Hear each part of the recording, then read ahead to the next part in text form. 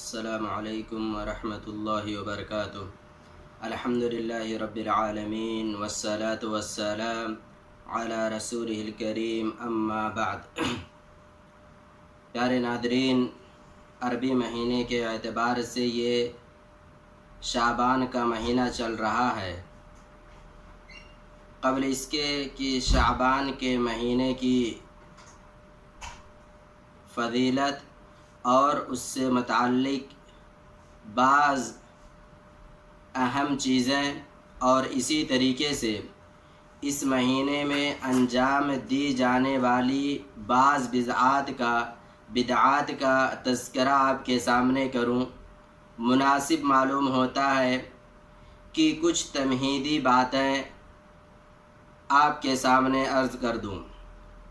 پیارے ناظرین، ہم جب بھی کوئی نیک عمل کرتے ہیں، کوئی بھی عبادت انجام دیتے ہیں، تو اس نیک عمل کے اندر، اس عبادت کے اندر دو چیزوں کا پایا جانا لازمی ہے، اور وہ دونوں چیزیں ہماری عبادات کے اندر، ہمارے نیک اعمال میں اساس کی حیثیت رکھتی ہیں۔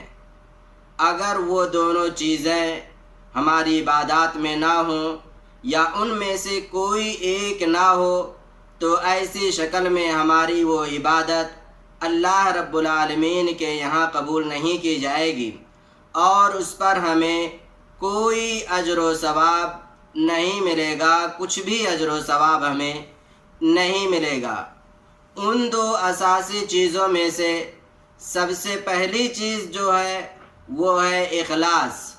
اس کے بعد نمبر 2 جو چیز آتی ہے نمبر 2 پر، وہ ہے اتباع رسول صلی اللہ علیہ وسلم، یعنی پیارے رسول صلی اللہ علیہ وسلم کی مطابقت۔ اخلاص کا مطلب پیارے ناظرین یہ ہے کہ ہم کوئی بھی نیک عمل کریں، کوئی بھی عبادت انجام دیں، تو وہ عبادت رضا الہی کے لیے ہونی چاہیے۔ وہ عبادت ہم اللہ رب العالمین کے لیے انجام دیں، اللہ رب العالمین کی خوشنودی حاصل کرنے کے لیے انجام دیں۔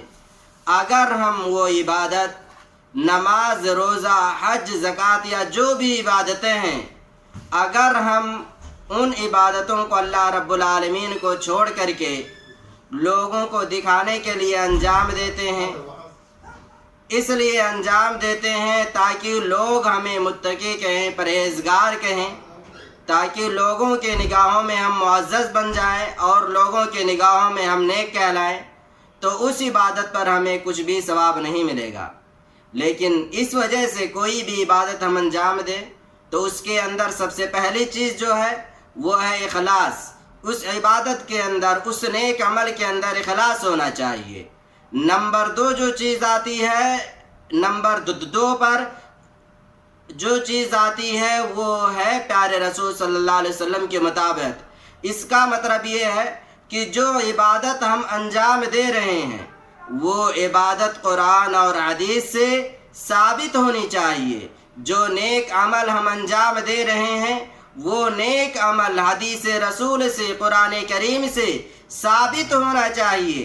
اگر وہ عبادت قرآن سے اور حدیث رسول سے ثابت نہیں ہے، اور ہم اس عبادت کو چاہے جتنا عظیم عبادت ہی کیوں نہ سمجھیں، اس عبادت کو ہم رات کے تیسرے حصے ہی میں کیوں نہ انجام دیں، لیکن اگر وہ نیک عمل، وہ عبادت حدیث رسول سے ثابت نہیں ہے، قرآن کریم سے ثابت نہیں ہے، تو ایسی شکل میں اس عبادت پر ہمیں بجائے اس کے کہ اجر ملے، ثواب ملے، اس پر ہمیں گناہ ملے گا، کیونکہ وہ عبادت دین کے اندر ایک ایجاد کردہ عبادت میں شمار کی جائے گی، اور دین کے اندر کوئی بھی ایسی چیز اگر ایجاد کی جاتی ہے جو ثابت نہیں ہے تو وہ بدعت کہلائے گی، اور ہر بدعت گمراہی ہے، اور ہر گمراہی کا انجام کیا ہے ہم اور آپ جانتے ہیں۔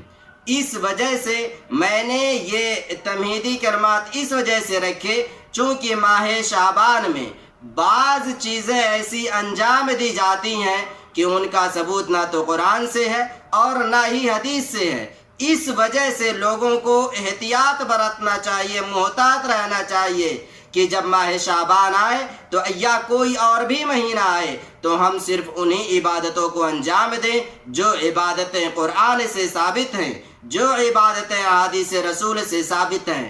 اگر کوئی بھی عبادت قرآن سے ثابت نہیں ہے، حدیث رسول سے ثابت نہیں ہے، تو ایسی شکل میں وہ عبادت اللہ رب العالمین کے یہاں قبول نہیں کی جائے گی۔ اس وجہ سے کوئی بھی عبادت ہے، اس عبادت کے اندر، اس نیک عمل کے اندر دو چیزوں کا پایا جانا بہت ضروری ہے، اس کے بغیر وہ عبادت قابل قبول نہیں ہوگی۔ نمبر 1 اخلاص، نمبر 2 پیارے رسول صلی اللہ علیہ وسلم کی مطابقت، یعنی وہ عمل قرآن اور حدیث سے ثابت ہونا چاہیے۔ اللہ رب العالمین ہمیں اپنے ہر عمل میں اخلاص پیدا کرنے کی توفیق دے اور ہر عبادت پیارے رسول صلی اللہ علیہ وسلم کے بتلائے ہوئے طریقے کے مطابق انجام دینے کی توفیق دے۔